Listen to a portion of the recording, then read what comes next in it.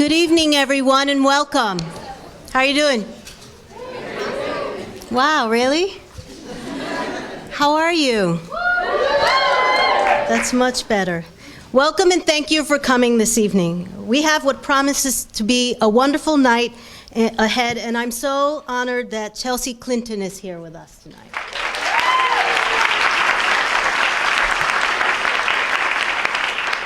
But before she speaks with us tonight, I have the tremendous pleasure of welcoming and introducing Kenneth Cole to you. You may be most familiar with Kenneth's fashions, his cool brand of shoes, and his hip style, which have become his trademark as much as his irreverent use of viral social media and outspoken billboard marketing. His words are funny, biting, and yes, even sometimes controversial. This is what I like most about him. Yes, he always looks pretty damn dapper, but he knows the conventional wisdom leads to conventional results, and that joining the crowd is a recipe for disaster. His social justice voice grew loudly at a time when it was needed most, at a time when many of my college friends were dying an ugly and lonely death from a disease we knew little about. When we spoke about AIDS, it was only in whispers and hushed tones. Kenneth spoke out loud and helped galvanize voices for the cause. As the chairman of AMFAR, an organization dedicated to ending the global AIDS epidemic through innovative research, he's helped to invest millions of dollars in programs and grants for research teams worldwide.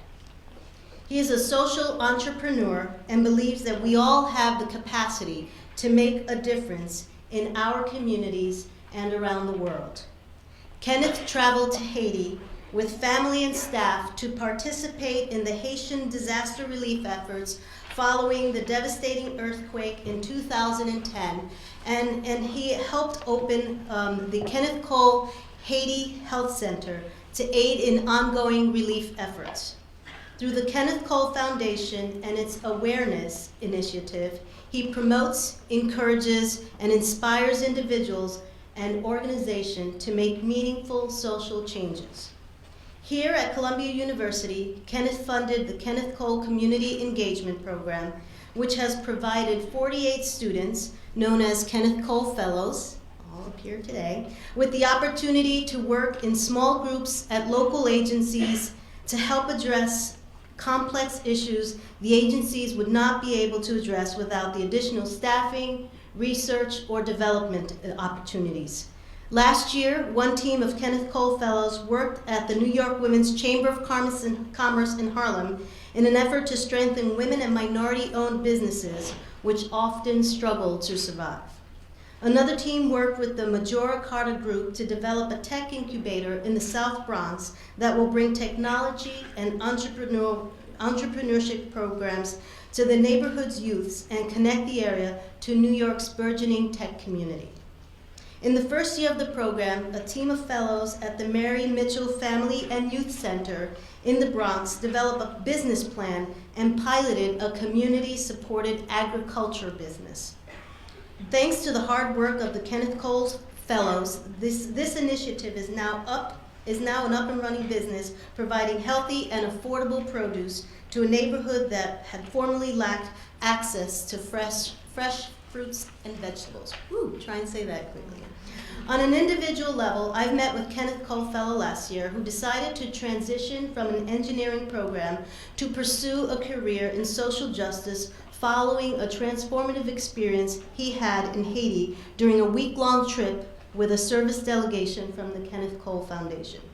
These are just a few examples of the lasting effects on Kenneth's generosity of spirit and support of engaging with the world around us.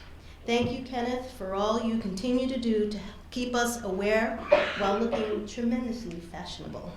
Please welcome this evening's program sponsor and friend of Columbia University, Mr. Kenneth Cole.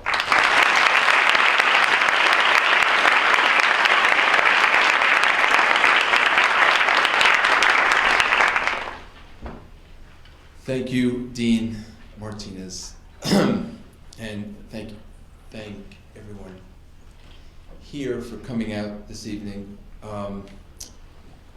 It gives me great pride to be here 4 years into this fellowship program. It's been a pleasure working with the team of professionals here at Natasha Todd and the whole group here at Columbia, and the inspiring group of fellows each and every year. I was very excited by the impact I believe our joint efforts have had, not just on the fellows like Daniel's story, which Terry just referred to, but also on our communities. The intent of the program is to encourage, inspire students to take action and feel not just empowered, but responsible to be part of the change our communities so desperately need. We've set out to encourage many of these young fellows to marry their career paths with social action. To remind them that to the degree they can make giving back part of the journey, the destination will invariably be far more rewarding, socially, spiritually, and yes, even financially. I realized early in my career that the power of addressing not just what our customers stood in, but what they stood for, and not just of what they wear, but of what they were aware, would provide so much more substance to our relationship. It would survive any given season collection of handbags or footwear, and it would build a far more meaningful relationship with our associates, suppliers, and customers. I believe that the greatest service we can provide in our communities to assist in identifying, inspiring, and empowering our future leaders with the necessary tools to anticipate our collective needs. To build buildings, we know what to do. We hire builders of buildings. To build communities, it's not so simple. But it requires community builders, and many of whom will hopefully come from here and from other programs like it.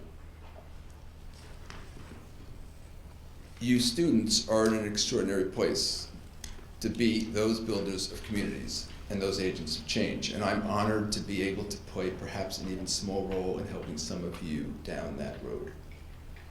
Maybe one of the greatest benefits of this program is that we've created a network of fellows who can and hopefully will stay connected and encourage and inspire each other along their individual journeys. Going forward, I'm happy to announce I will continue working with Columbia on a similar initiative that will enable us to touch significantly more students and help foster future change agents.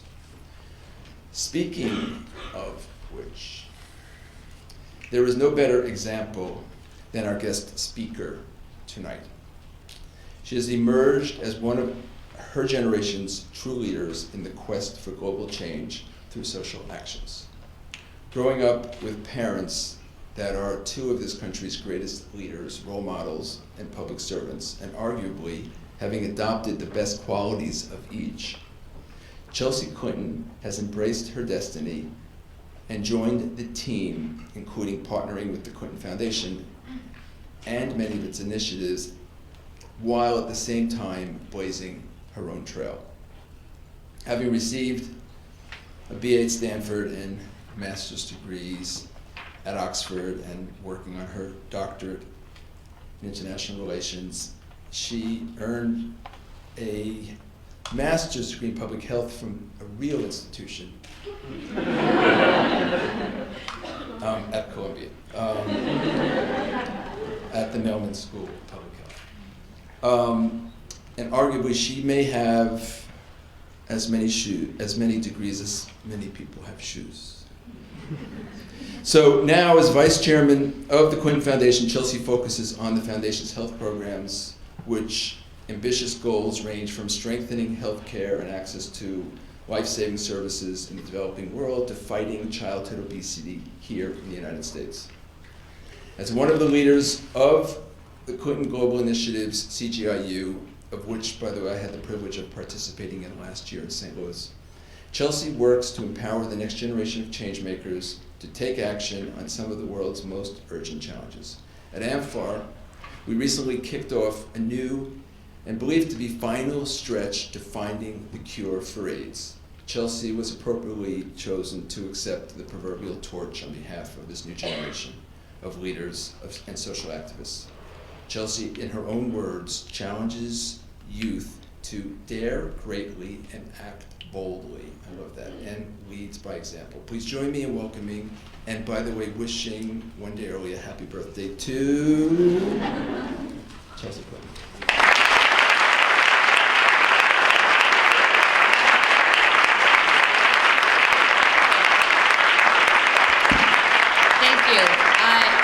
I confess I had hoped to make it through this evening without having to talk about my impending birthday. But that was clearly a misguided aspiration. I hope a less misguided aspiration for the evening is that this really will be more of a conversation than me just standing here talking. However, I always have plenty to say, so if you are more retiring than I suspect, I will just keep talking. But before I open the floor to questions, I do want to say a few things. One, I am grateful to be here in a place that is, although not exactly the location, an institution dear to my heart. As some of you may know, I also teach at the Mailman School of Public Health. I will actually be teaching tomorrow on my birthday. And I can't think of anywhere I would rather be. So thank you, Dean Martinez, and to everyone here at Columbia for welcoming me back so warmly and welcoming me to this campus instead of up on 168th, where I have spent significantly more time. Kenneth, thank you for that quite embarrassing introduction. But even more, thank you for all that you have done and continue to do.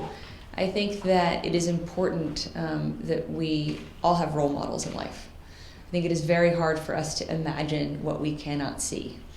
And so I think when Kenneth talks about his journey and his determination to always marry his design ambitions with his social activist ambitions, we should realize how rare that was when he embarked. And thankfully, how less rare it's becoming. And that greater commonness is due to torchbearers like Kenneth. He mentioned my parents. I'm unabashedly biased towards both of my parents. I hope each of you feels the same way towards yours. But one of the reasons my parents remain such stalwart role models for me is because truly each success in their lives has only brought another challenge. And I think there's another lesson in that those of us that are blessed to be in institutions like Columbia, and if you're here, that's already one success. And for those of you that are sitting in the first couple of rows that are Kenneth Cole Community Fellows, that's another success. And with each of those successes comes a challenge with what will you do with that success? What will you do individually? What will you do collectively? What change will you leave behind? And to help answer those questions, at least in my own life, I've always thought about kind of what inspires me or what makes me really angry. So right now, two of the things that make me really angry are childhood diarrhea and the juvenile justice food system. Now, candidly, the only two things that those have in common are that they make me really angry and that I think I can do something about them. So here in New York City, the leading causes of childhood death at the beginning of the 20th century were pneumonia, severe dehydration due to diarrhea, and tuberculosis. If you add in malaria, those are exactly the leading causes of childhood death for children under the age of 5 around the world. Now, how did that get solved in New York City? Well, it got solved in New York City because of large-scale public health interventions, better sewage, better water. Why did that happen? Because the Upper East Side and Midtown weren't that far away from 5 Points, the Lower East Side, and parts of Brooklyn. The Lower East Side was the most densely populated place on Earth in 1900. People were likely to get sick there, which meant that kids living on the Upper East Side were likely to get sick. So literally, the vested interests had a vested interest in improving the public health of our city. Most of the places in the world that still suffer a high diarrheal burden, I also am happy to talk about diarrhea, where it makes a lot of people squeamish. So you should also think about the things that you're comfortable with that other people aren't comfortable with and throw yourself into those places. A lot of the places in the world don't have the resources to invest in those big public health interventions. And sadly, there are also a lot of places in the world where those who hold power don't see it in their interest to make those sorts of investments, even if the resources are available. And so at the Clinton Foundation, we're trying to attack that conundrum in a couple of different ways. One, through changing the market dynamics around oral rehydration solutions and zinc, which is the main therapy to treat severe dehydration due to diarrhea, so that at least kids don't die from it. And two, work on the vaccine prices, to continue work that my father, along with Kenneth and others, started doing now more than a decade ago to change the price of antiretrovirals for HIV/AIDS. Once we proved that we could change that market from a high price, low volume dynamic to a high volume, low price dynamic, that's a paradigm that we've taken to scale in many other health commodities, and it's one we're highly focused now on vaccinations for the main causes of diarrhea. So we're at least trying to make a difference, because I think it's unconscionable in the 21st century that more than 750,000 children every year die of severe dehydration due to diarrhea. I also think it's unconscionable that in the United States, the more than 53,000 young people that are in the juvenile justice system on any given day actually have generally lower standards than adults in the penitentiary system. No state has reliable guidelines for the food that they purchase and then feed to our juveniles. More than 90% of juveniles are going to get out. Those that don't get out, and this I think is one of the worst verbs in the American lexicon, graduate to the adult system. But those that don't graduate, quite different from, I know, the graduation all of you hope to have in your future, will get out. And so I think all of us have an interest in ensuring that those young men and women are helped to understand how to make healthy choices for themselves. And sometimes I think big changes start with small changes, like what are they eating and what's in their diet. So the Clinton Foundation, in partnership with the American Heart Association, has the largest school-based childhood obesity program in the country. It's called the Alliance for a Healthier Generation. We work in more than 21,000 schools with more than 12 million kids every day, ensuring that they have healthier food at lunch and trying to get physical education back into classrooms. I don't know about you, I am older than all of you, probably. When I went to public school in Arkansas, I had recess twice a day and physical education every day. Fewer than 10% of American kids now have PE every day, and recess is also vanishing. The Common Core is often blamed for this. That's not actually true. This sadly is sort of the last vestige of what got cut in the most recent budget austerity. So first, art classes went away, music classes went away, and now PE classes are going away. Maybe you saw the headlines today, 43% drop in toddler obesity. That's great, we have no idea why. I think it's important we understand why. What was not so great is that the 6 to 19-year-old rates have largely remained unchanged. Now, it's good that they've remained unchanged. To reverse a trend, you often first have to arrest it and make it plateau.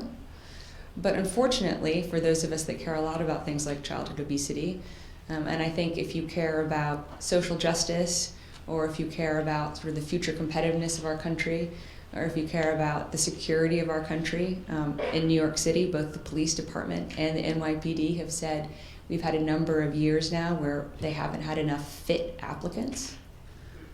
Our military, at least the Army and the Marines, have said the same. So if you care about our security, or if you care about our economic competitiveness, because certainly the healthcare costs for kids being diagnosed with diabetes and heart disease, we just had a 6-year-old diagnosed with heart disease in the United States. Or if you care about social justice, because childhood obesity disproportionately affects those from low-income families and families of color, whatever it is that you care about, you should care about this issue. And so thankfully, we've done a lot of work in this area. And so I thought, well, if we could help change school environments, surely we could help change juvenile justice environments. And so we're working now with Arkansas and California to do that. And we hope that if we can prove that we really can make a difference in those 2 states, it will be harder for the other 48 to ignore. So for me, I think about who are my role models? Why are they my role models? What about them do I want to emulate? I think about what inspires me, and I think about what makes me angry. And then I set about trying to figure out how to do something about it. And I think one of the reasons you're all here, not just the community fellows, but all of you, is clearly you have a bias towards being change agents, not just in the future, but today. I'm lucky to work with a lot of young people. I increasingly am among the older in the room. I turn 34 tomorrow. I know all of you are wondering how old I am. I turn 34 tomorrow. And I actually think that's pretty awesome because I'm not a digital native. I remember when I got my first computer from Santa Claus in 1987. It was a Commodore. Thank you, Santa. I remember when I got my first email. I remember when I got my first mobile phone. It wasn't until I was a senior in college. Different standards. My parents gave it to me as like a preemptive graduation present, which at the time I thought was pretty awesome. And so you think about the world differently, and you recognize what technology can and can't do. I think often people that are older than you think that technology is some sort of panacea, and that big data can somehow solve everything. Technology is agnostic. It is what we make of it. But certainly we need more data about more things. And so I'll end with this. The newest effort at the Clinton Foundation is something called No Ceilings, the Full Participation Project, which my mom and I launched to really measure the status of girls and women around the world against the aspirations of the 1995 Fourth World Conference on Women held in Beijing. You were all probably too young for this. I remember getting up very early in the morning and watching my mom make a speech in which she now infamously said that human rights are women's rights and women's rights are human rights. That got censored out, not only in China, but in a lot of other countries. That was a remarkably controversial thing to say at the time. And although that's become less controversial, no country in the world, including in the United States, has really lived up to the premise and the promise of Beijing, that girls and women, equal to boys and men, would be able to participate fully in the lives of our communities and our countries, economically, socially, culturally, or politically. And so over the next year and a half, in advance of the 20th anniversary, we're really going to be assessing where we are, relying on traditional sources of data like the World Bank and the UN, less traditional sources of data like from telecom companies around the world, kind of to see what are their patterns of use by men and women, from companies like Google to see kind of what are their searches around the world relating to men and to women, particularly to women and girls' rights, and then try to project forward really where we need to go so that in 20 years we will have not just ameliorated the gap, but erased the gap. So I'm deeply passionate about what I get to do. I'm so excited there's so many of you here, and I hope we can have a conversation. There are 2 microphones. You also don't look exactly quiet, so if you want to shout, feel free to do that. And I'll try to answer any question that you have.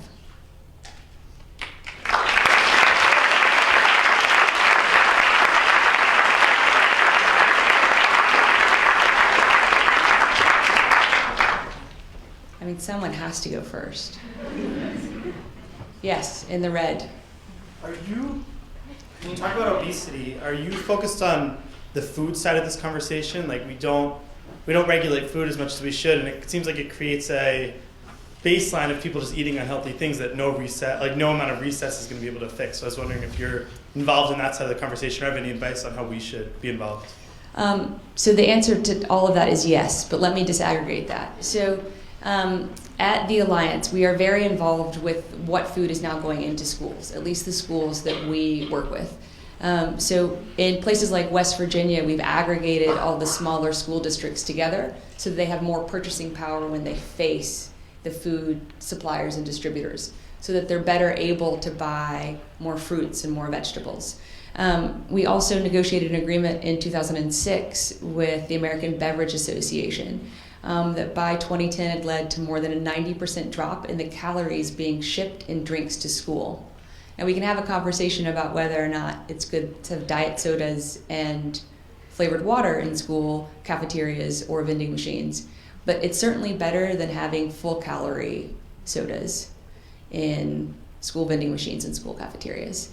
When you ask about what you can do about this, so tomorrow, at least we hear, although it hasn't been confirmed, the USDA is actually going to release new nutritional guidelines, something that it's been working on for more than a decade. We don't really know what they're going to say, but it's a pretty exciting time because at least they've indicated they're going to do things like make sugars a more visible part of calorie labeling, make calories actually better reflect what a serving size is.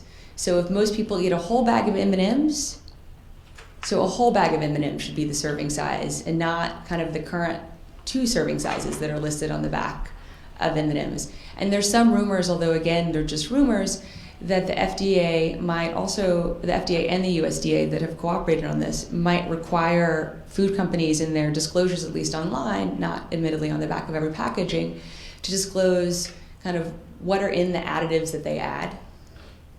What does that then mean? There's been a big push, and it looks like this probably isn't going to happen, but at least it's been a real effort for food companies that have a certain revenue size to have to disclose, if you eat this candy bar, if you eat this frozen pizza, that equates to X number of hours of exercise. That's probably not going to happen, but that's also been part of the conversation. So I think that whatever emerges tomorrow, helping to then educate people around you about what that means so that people really can make healthier choices. One of the things that my father found when he first started this work, and he started this work because he had a terrible heart scare. He had a quadruple bypass surgery in the end of 2004.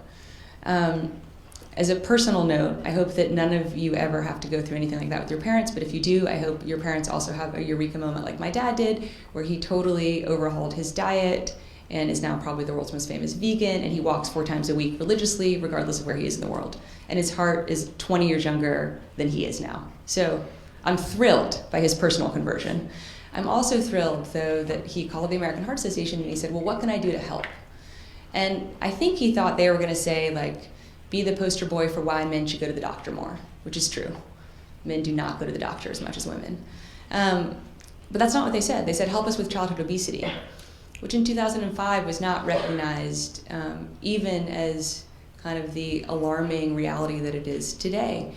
And so he started to work on this issue on many different fronts. And in some areas, we have made a lot of progress, like in helping to change the food in schools. In other areas, candidly, we haven't made a lot of progress yet. Hopefully, what will come out of the USDA and the FDA tomorrow will be part of that, but we don't really know. Another area where we've candidly not made a lot of progress is in the United States, more than 21 million kids are on free or reduced lunch. That also means they qualify for breakfast. But a lot of school districts don't have transportation available to actually get kids then in for breakfast. So we've been trying to encourage districts to think about starting bus routes earlier, or to have just free breakfast for everyone available in kids' first period classes. That also would remove the stigma of showing up early for breakfast, which is a real challenge in a lot of places. So we haven't quite figured out how to do that yet, in full candor, but it's something we're still working on. We also haven't figured out how to change what goes into after-school snacks. After-school snacks are bought by the federal government for the kids that qualify for free or reduced lunch, either to be given in after-school programs or to take home with them. But those are actually purchased through a program at the Department of Agriculture, not the Department of Education. And so there are different interests engaged there. There are different interests in terms of the farmers that are engaged. There are different interests in terms of the food companies that are engaged than if it were out of the Department of Education, for example. And so I guess, I hope what would be instructive about that is figure out who really needs to change to help you affect the change that you want to see. Because I think probably when you think about schools, you think about the Department of Education. It seems pretty obvious. But for a lot of kids, tragically, the after-school snack is their dinner. But in a lot of places, the after-school snack will be 3 granola bars. And so we've made a lot of progress on lunch. We've made no progress yet on after-school snacks or dinner. But it's an area that we're working on. Yeah. Other questions? Oh, come on. Someone from this side of the room. Oh, in the back. Yes, sir. Glasses, yes. Okay. And then you, next. Yeah, you told us to immerse ourselves in things that make us angry and things that inspire us. And so you kind of told us what made you angry. But what inspires you? Well, what inspires me are things that have changed. So, because I do believe it's important to learn from what works. I think so often we all feel this pressure to be innovators. And I think that somewhat comes from being Americans, and kind of entrepreneurism being sort of a core value.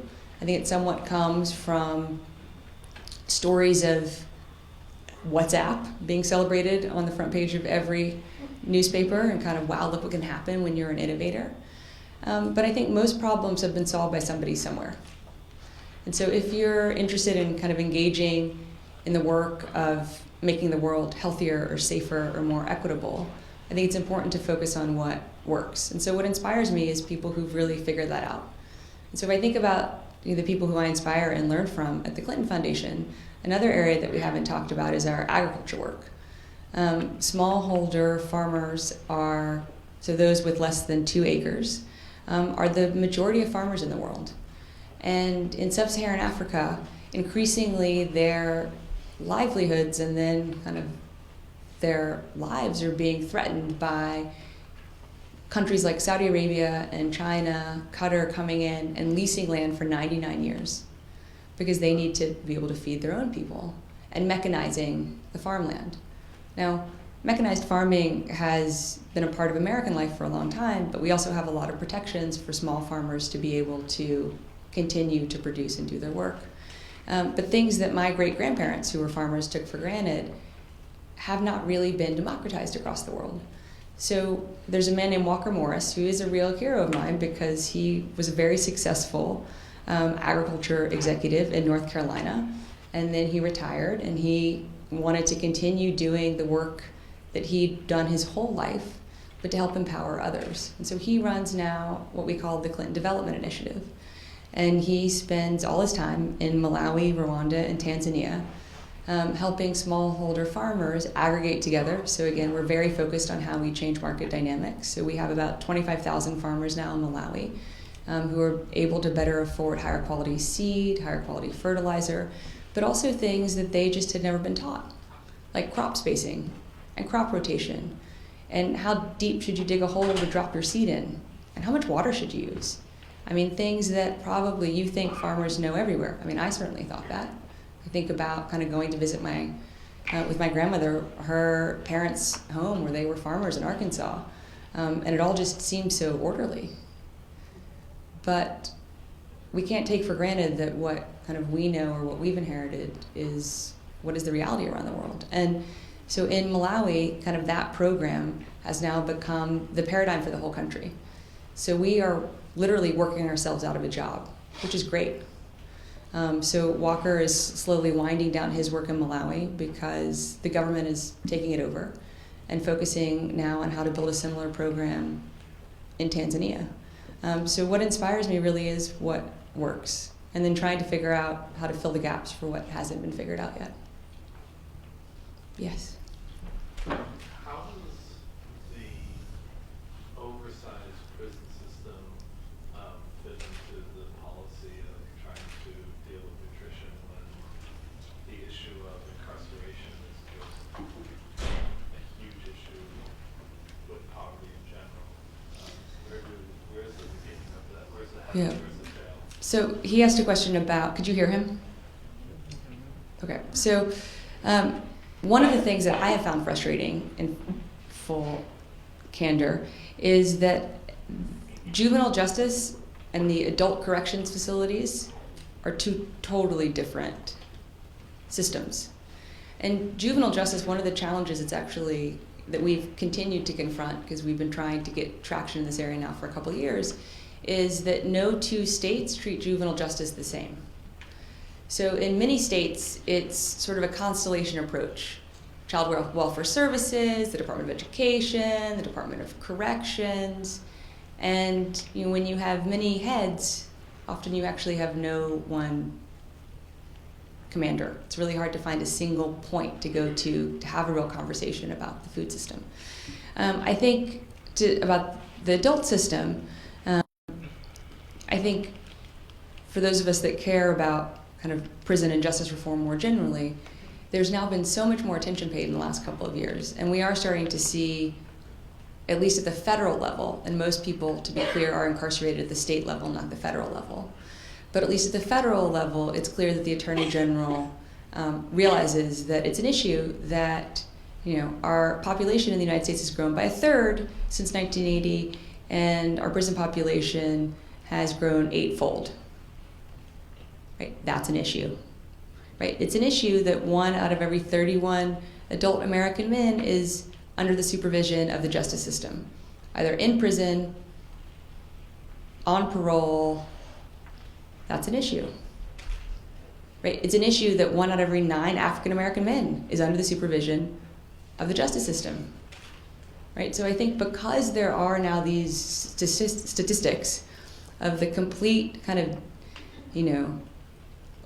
discorrelation between our population growth, particularly when we look at the fact that our violent crime has dropped dramatically in the last decade, and our incarceration rates, and all of the socioeconomic kind of racial dimensions of all of that. I think thankfully there has now been a lot of attention that is being paid, and at least at the federal level, the Attorney General has made a lot of really bold statements that he's actually really now trying to put into policy.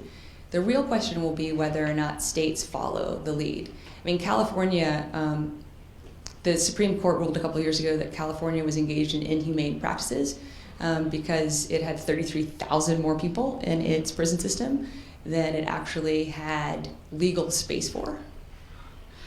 They had people sleeping in gyms and bathrooms. And so California, you're laughing, this is true. So California had to quickly go through an existential kind of questioning of what it was going to do to get into compliance with the Supreme Court ruling and oversight, and then to avoid getting back into that. And so, Jerry Brown, who's the current governor of California, is the originator of the 3 strikes laws for all of his remarkable liberalism in kind of many other arena. And he hasn't yet said that that was a mistake, even though the vast majority of people, even increasingly those sort of on the Republican side of the spectrum, and certainly those which are always those that I pay the most attention to, sort of sociologists and criminologists, legal scholars who really study this, who have shown repeatedly that the 3 strikes laws have had no additional deterrent, have had no additional impact in ensuring those who then, once they have served whatever their aggregate time is, have lower rates of recidivism. I mean, there's nothing that kind of the 3 strikes laws correlate to. Most importantly, maybe like not lower crime rates, certainly not lower violent crime rates. So I think it'll be really instructive to see what happens in California, and to see also whether some states like Missouri, that actually probably not what you would think of kind of being a progressive place, but actually has been really progressive on prison and juvenile policies, whether or not kind of California can move, because if it moves, it'll move the needle a lot in terms of the aggregate numbers, and then whether or not other states will be able to look at what the Attorney General is doing at the federal level or what Missouri has done at the state level, to see that kind of the right rehabilitation really can be more effective than just incarceration. But the jury's out, but at least now this is a conversation that's happening. Yes? Hi. So I was wondering what's kind of next issue that's on the to-do list, and how do people like ourselves get involved? Well, so I think the next issue really is, at least for me, kind of just continuing the work that we're doing, but also the women and girls work. I mean, that's really what we're trying to figure out how to operationalize now. How do we ensure that we have the right data partners? How do we ensure that we have the right data visualization partners so that it's not just a lot of dry numbers? I mean, UNICEF just published their report of the world's child a couple weeks ago for 2014. I think it was kind of the best report that UNICEF's ever published in terms of its completeness, its coherence. But I'm probably the only person in this room that looked at it. And I bet there are a lot of people in this room who care about children's rights around the world, because it is largely like very dense statistical tables. So one of the things that we aim to do is to ensure that, yes, of course, we have the dense statistical tables. That's important. The raw data is important to figure out how to present that in a way that can be usable, downloadable, sortable. But also to work with telecom companies around the world to figure out how to make the data really accessible, particularly to those who it will be most relevant to, young people, particularly given that 70% of sub-Saharan Africa is under the age of 30. Unlike all of you, though, who probably have a smartphone in your pocket, the vast majority of the developing world does have a phone, but it's still an SMS-only phone. So really kind of thinking now ahead of when we'll publish the report and the roadmap, how do we think about pulling out certain statistics and making those SMS downloadable? How can we work with telecom companies around the world to make some of that data be able to be pushed out and some of it pulled in? How can you help personally? We always need volunteers. And we always need volunteers who are interested in things like data, just sort of functionally, regardless of kind of what kind of data or what it relates to. And then we need people who care about the issues that we're engaged in, whether it's childhood obesity or smallholder farmers or women and girls. So we always need smart, motivated young people to help us, particularly because, again, you think about the world differently than we do. And so we always are investing in our internship program. And we actually have year-round internship programs, so we take interns 3 times a year. So apply and come hang out with us. Yes, in the back. See, I knew there would be more questions in the back.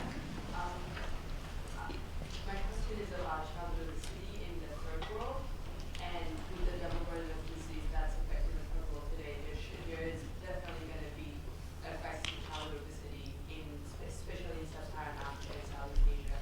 And are there any plans to address that? So it is true that in all but the most low-income countries, so in the low-income countries, people are still largely dying of infectious diseases. In the low-income countries, in the middle-income countries, people are increasingly dying of non-communicable diseases. People are increasingly dying, sadly, of the same things that we largely die of in this country: heart disease, cancer. Some of those cancers can be prevented by things like the HPV vaccine, so that's an area that we're working in. But absolutely, childhood obesity is an increasing problem, but actually adulthood obesity is more of a challenge at the moment in much of the developing world.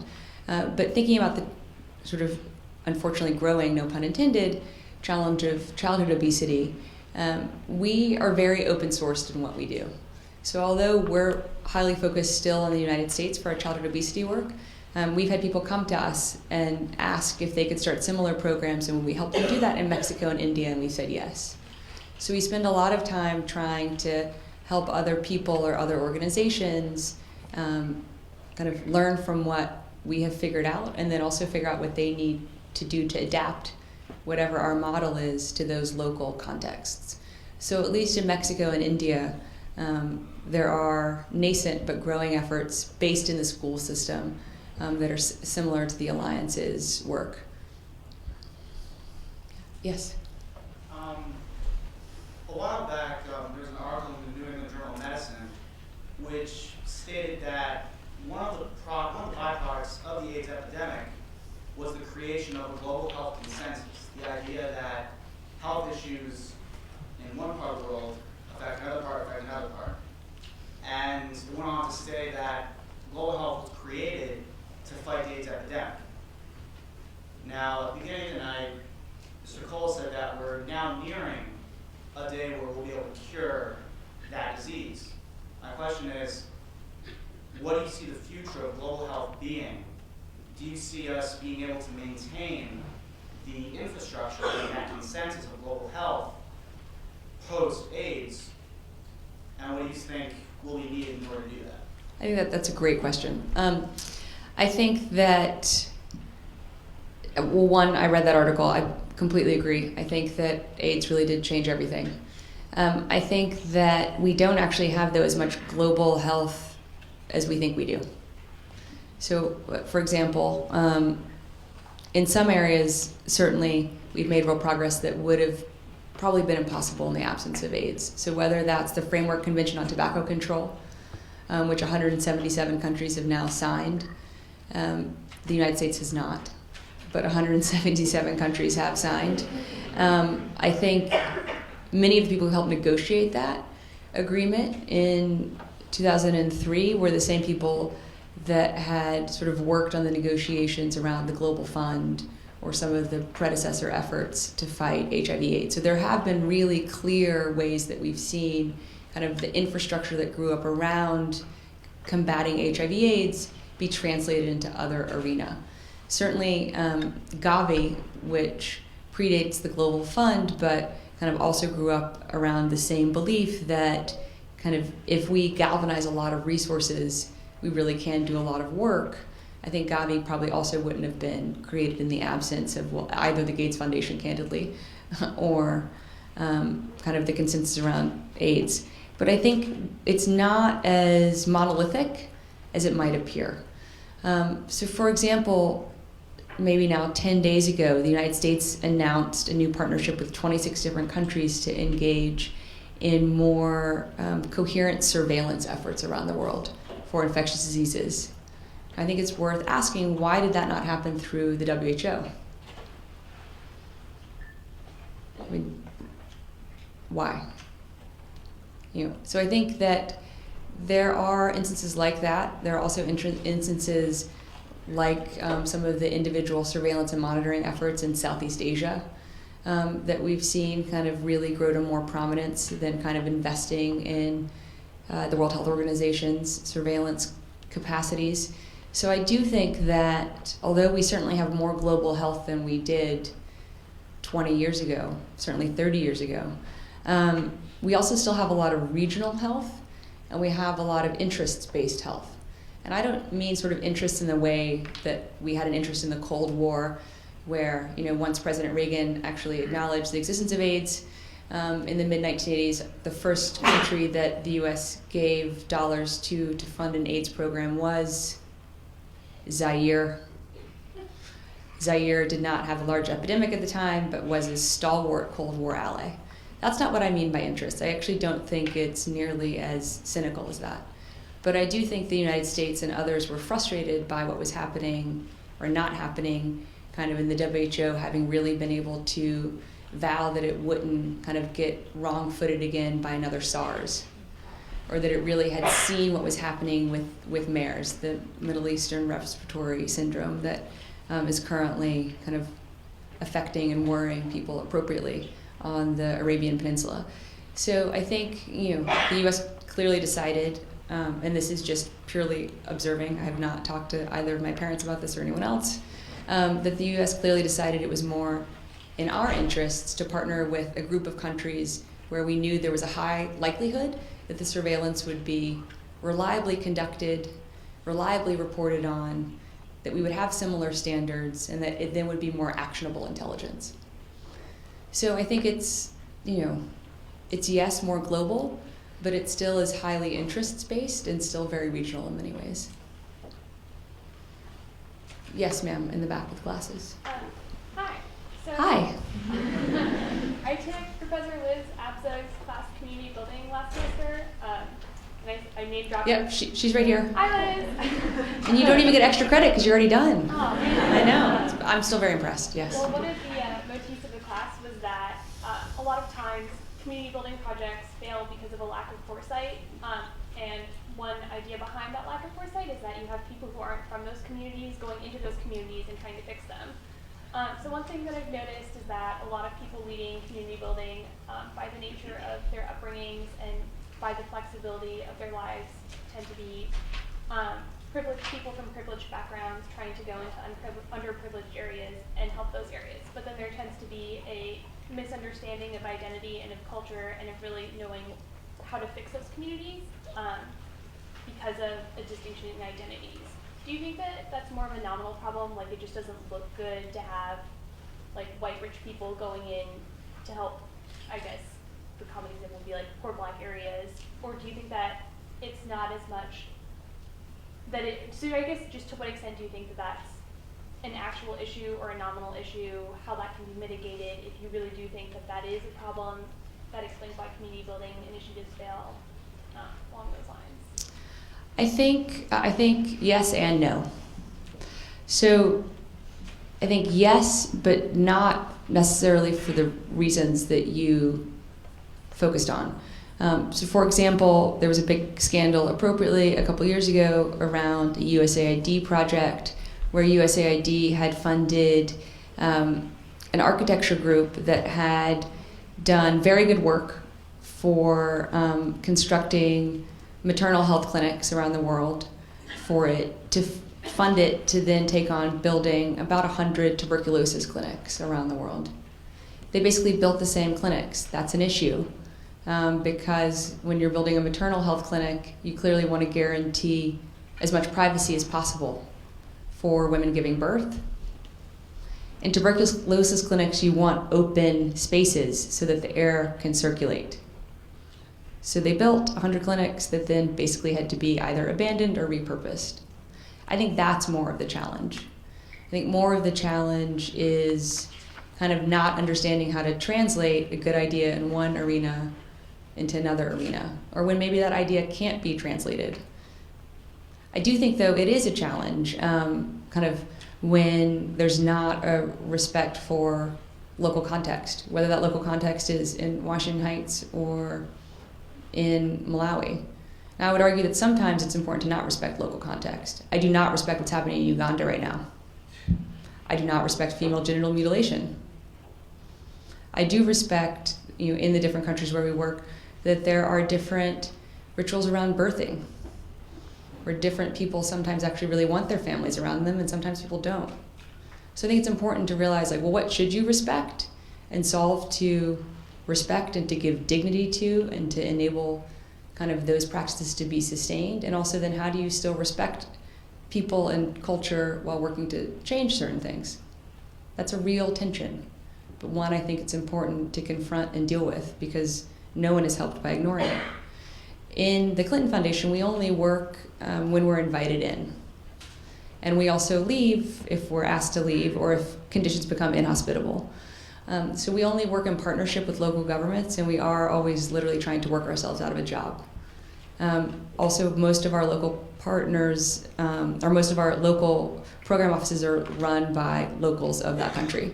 So although kind of Walker oversees the Clinton Development Initiative, we have a Malawian running the Malawi office. We have a Tanzanian running the Tanzanian office, and we have a Rwandan running the Rwandan office. I think that's important.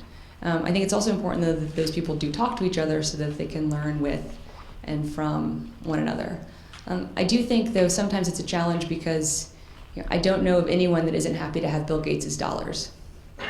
So it's also a challenge, if you're going to take $750 million to start a program, to not then listen to him, right? So there are tensions in a lot of these dialogues, but I think by being honest about those tensions, we'll get to a better place. But I do think it's important that each one of you think about what you're comfortable with and what you're not comfortable with. So for example, at the Clinton Foundation, we left South Africa for many years when President Mbeki declared that HIV didn't cause AIDS. That was an inhospitable working condition for us. We could not do our job any longer. We could not help regional ministers think about how to forecast the needs they would have for rapid diagnostic testing or antiretrovirals or pediatric antiretrovirals when their government was saying to them that they would have no dollars to actually spend in those areas. That wasn't a helpful dynamic for anyone. We've left 2 countries that will go unnamed because a number of years ago now, when the price of antiretrovirals dropped from $800 to $600, we had 2 countries that still wanted to sell them for $750. Right? That was also unacceptable to us, to kind of perpetuate poor governance or graft. So I think it's important to think about what are tolerable levels of discomfort, whether it's ethical discomfort or analytical discomfort, and what aren't tolerable levels, and to use those as guideposts. I just got the sign that we're done. Thank you all very much. Good luck.